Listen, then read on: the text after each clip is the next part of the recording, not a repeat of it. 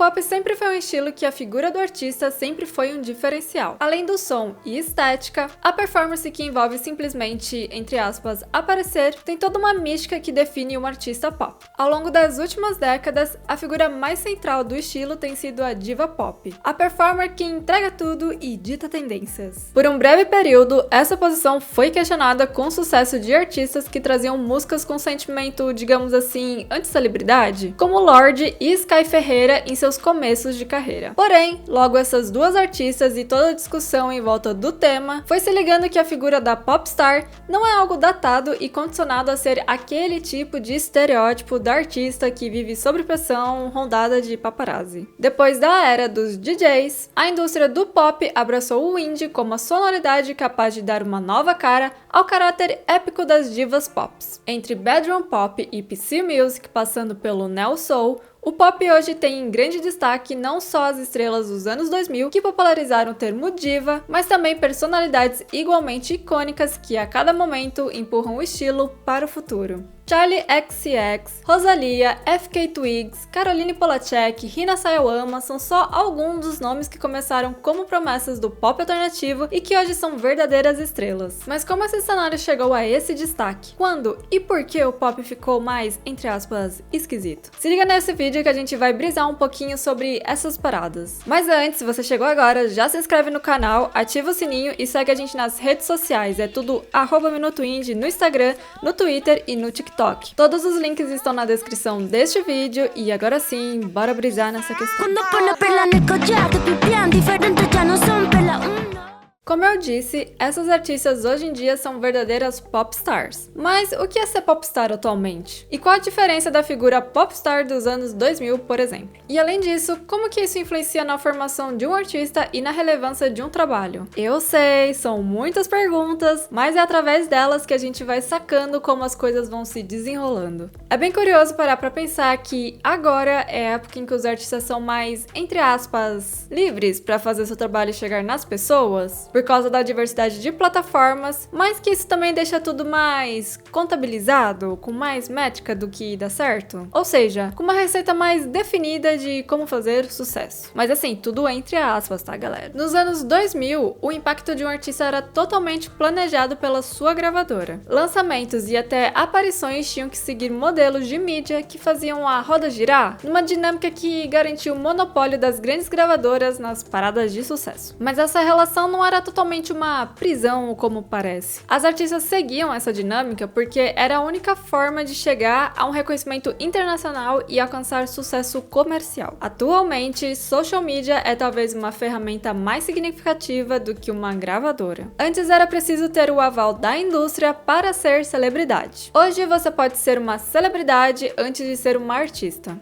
Eu nem vou entrar no mérito disso aí, é uma discussão para outro vídeo, mas esse contato mais orgânico fez com que, naturalmente, o ambiente das divas ficasse mais rotineiro e não tão glamouroso, como o das estrelas dos anos 2000. Ter contato com a vida pessoal da Beyoncé ou da Nelly Furtado já era um glamour em si. Fotos de paparazzi eram literalmente artigos valiosos. Daí corta pra hoje, onde as fotos são quase diárias e tiradas pela própria artista. O impacto disso na música é que, tendo sua rotina compartilhada com os fãs, a artista tem que achar uma forma de fugir dessa realidade, trazendo conceitos e cenários artísticos, mas de uma forma que complete a ideia alheia sobre como é a sua personalidade. Ou seja, é um desafio de criar algo novo e ao mesmo tempo dar continuidade à figura associada à sua imagem. Por isso, tem sido comum as coisas estarem separadas por fases ou eras, porque é real um momento onde tudo tem que fazer sentido junto. Tá, mas como a música alternativa entra nessa história? Então, se fazer sucesso não é algo exclusivo de artistas de grandes gravadoras, os métodos para fazer sucesso também não são. O que quer dizer que as formas de som para fazer sucesso também não dependem do filtro da indústria. Apesar da fama de diferentão, o indie sempre se movimentou em relação ao pop, seja como uma forma oposta ou como uma versão mais, abre aspas, cult do que está bombando. Uma identidade que nunca deixa o pop é o fato de ser um som dançante. Com a mudança da praticidade de reproduzir música, sons dançantes ganharam cenários mais amplos do que apenas baladas e festas. E, consequentemente, ganharam mais intensidade do que ser apenas um som associado a um mood feliz. Escutar uma música dançante pode suprir sua vontade de dançar, mesmo que você não esteja num ambiente propício, como no metrô ouvindo uma música no fone de ouvido. Mais uma vez voltamos no lance do desafio, de buscar sempre algo novo. Dessa vez, um ambiente. Fazer sua música ter sentido apesar do lugar onde ela está tocando. Aí entra o lance das letras e dos conceitos. Aos poucos, o lance da diva inabalável foi dando espaço para ideias mais relacionáveis. E como uma coisa puxa a outra, faz sentido que,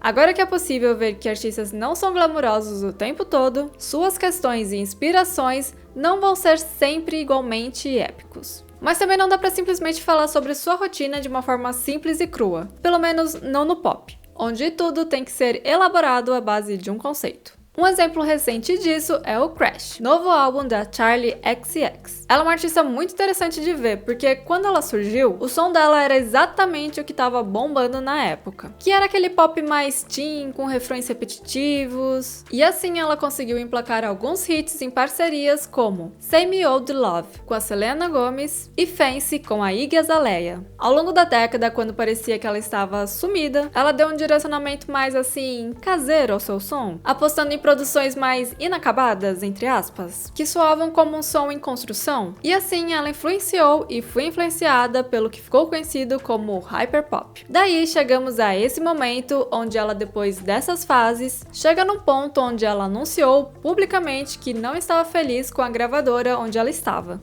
e que o luto pela perda da Sophie mexeu muito com ela. Assim, foi como se ela tivesse visto este momento como um divisor de águas, como um recomeço. E para uma coisa começar, outra tem que acabar. Então, dentre muitas coisas, o lance do crash, do acidente, de algo brusco acontecendo, vem dessa noção de matar essas versões anteriores para vir uma nova, com cicatrizes, mas ainda mais imponente. Outro álbum incrível lançado recentemente é o Motomami da Rosalía. Enquanto a Charli buscava um novo começo, a Rosalía buscava nesse álbum se definir, juntando seus dois moods: Moto, sua parte experimental, visceral e divina presente na estética de seus trabalhos anteriores, e Mami, a parte pessoal que reflete sobre sua relação com a fama, com a fé e com a sua vulnerabilidade. Junto disso, ela traz no som não só sua já conhecida devoção ao flamenco, mas aos gêneros afro-latinos como o bachata e o reggaeton, que somam uma paleta sonora que ainda traz elementos de hip hop,